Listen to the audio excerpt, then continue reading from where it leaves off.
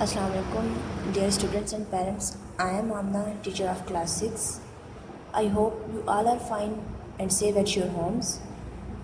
Dear students, آج کا جو ہمارا ٹاپک ہے باب دوم ایمانیات اور عبادات میں سے اذان کی فضیلت اور اہمیت، کہ اذان کی فضیلت کیا ہے اور اہمیت کیا ہے، اذان کی ابتدا کیسے ہوئی تھی اور اذان دینے والے کو ہم کیا کہتے ہیں، اذان کے فوائد کیا ہے، اور جب اذان مل جائے تو اس کا ہمیں جواب کیسے دینا چاہیے۔ سب سے پہلے کہ اذان کے معنی کیا ہیں۔ اذان کے معنی ہے اعلان کرنا، اور اسی طرح قرآن مجید میں اذان کا لفظ پکار کے معنوں میں استعمال ہوا ہے، اور اللہ تعالیٰ سورۃ جمعہ میں ارشاد فرماتے ہیں کہ اے ایمان والو، جب جمعہ کے دن نماز کے لیے پکارا جائے تو اللہ کے ذکر کی طرف لب کو اور خرید و فروخت چھوڑ دو۔ مسلمانوں کو دن میں 5 دفعہ نماز کے لیے بلایا جاتا ہے، اور جو شخص اذان دیتا ہے اسے ہم مؤذن کہتے ہیں۔ اذان کی ابتدا کیسے ہوئی؟ جب نبی کریم صلی اللہ علیہ وآلہ وسلم اور صحابہ کرام رضی اللہ تعالیٰ عنہ نے مدینہ کی طرف ہجرت فرمائی تو وہاں مسجد نبوی کی تعمیر کی گئی۔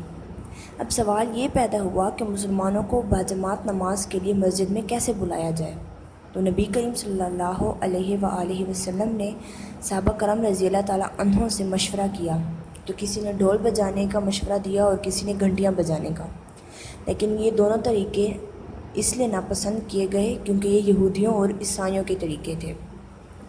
اس دوران حضرت عبداللہ بن زید رضی اللہ تعالیٰ عنہ اور حضرت عمر رضی اللہ تعالیٰ عنہ نے خواب میں ایک فرشتے کو اذان کہتے ہوئے سنا، اور اسی اگلے دن انہوں نے اپنے خواب حضور پاک صلی اللہ علیہ وآلہ وسلم کو سنائے، اور آپ صلی اللہ علیہ وآلہ وسلم نے ان کے خواب کو پسند فرمایا، اور حضرت عبداللہ بن زید رضی اللہ تعالیٰ عنہ سے کہا کہ اذان کے الفاظ حضرت بلال رضی اللہ تعالیٰ عنہ کو سکھاؤ تاکہ وہ اسی طرح اذان دے۔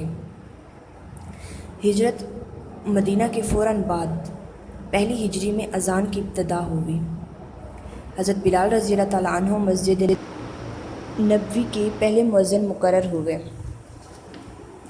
اسی طرح ہے کہ مؤذن کا مرتبہ کیا ہے۔ نبی کریم صلی اللہ علیہ وآلہ وسلم نے مؤذن کا مرتبہ بیان کرتے ہوئے فرمایا کہ قیامت کے دن سب سے لمبی گردن اذان دینے والے کی ہوگی، یعنی مؤذن کا مرتبہ سب سے زیادہ بلند ہوگا۔ ایک اور جگہ آپ صلی اللہ علیہ وآلہ وسلم نے فرمایا ہے کہ جنت میں انبیاء علیہ السلام کے بعد مؤذن کو سب سے پہلے جنت کا لباس پہنایا جائے گا۔ اذان کی اہمیت کیا ہے؟ اذان اللہ تعالیٰ کے حکم نماز کی یاد دہانی کا ایک اہم ذریعہ ہے، اور دوسرا اذان کے ابتدائی کلمات میں اللہ تعالیٰ کی عظمت اور توحید کا سبق دیا گیا ہے، جو مسلمانوں کے لیے ایمان کی تازگی کا ذریعہ بھی ہے۔ اذان میں اعلان کے ساتھ ساتھ ایک مستقل تبلیغ کا بھی پہلو ہے۔ اذان میں کامیابی اور بھلائی کی طرف بلایا جاتا ہے جو ایک مسلمان کو نماز کی ادائیگی سے حاصل ہوتی ہے۔ اذان میں دنیا و آخرت دونوں کی کامیابی کا سبق چھپا ہوا ہے۔ اذان کی فضیلت، نبی کریم صلی اللہ علیہ وآلہ وسلم کا ارشاد ہے کہ اگر لوگوں کو یہ معلوم ہو جائے کہ اذان دینے اور پہلی صف میں نماز پڑھنے کا کتنا ثواب ہے تو ہر شخص ایک دوسرے سے آگے بڑھنے کی کوشش کرے گا۔ آپ صلی اللہ علیہ وآلہ وسلم نے حضرت بلال رضی اللہ تعالیٰ عنہ کو مسجد نبوی میں اذان کے لیے مقرر فرمایا، تو اسی وجہ سے حضرت عمر رضی اللہ تعالیٰ عنہ اور دیگر صحابہ رضی اللہ تعالیٰ عنہ کو بہت عزت و احترام کی نظر سے دیکھتے اور انہیں سیدنا بلال کہہ کر پکارتے تھے۔ اذان کے فوائد، اذان کی آواز سن کر جب نمازی مسجد کی طرف نماز کے لیے جاتا ہے تو اس کی زندگی میں نہ صرف نظم و ضبط پیدا ہوتا ہے بلکہ اللہ تعالیٰ کا فرما بردار ہوتا ہے، اور اللہ تعالیٰ سے محبت کے جذبے بھی پختہ ہونے لگتے ہیں۔ اذان کے الفاظ مسلمان کے ایمان کو تازہ کرتے ہیں اور بندگی کا احساس بھی دلاتے ہیں۔ نبی کریم صلی اللہ علیہ وآلہ وسلم نے فرمایا کہ جب تم اذان سنو تو جواب میں تم بھی وہی کہو جو مؤذن کہتا ہے۔ اللہ تعالیٰ کا ارشاد ہے، اور اس سے زیادہ کس کی بات اچھی ہو سکتی ہے جو اللہ کی طرف بلائے اور نیک عمل کرے اور کہے میں مسلمان ہوں۔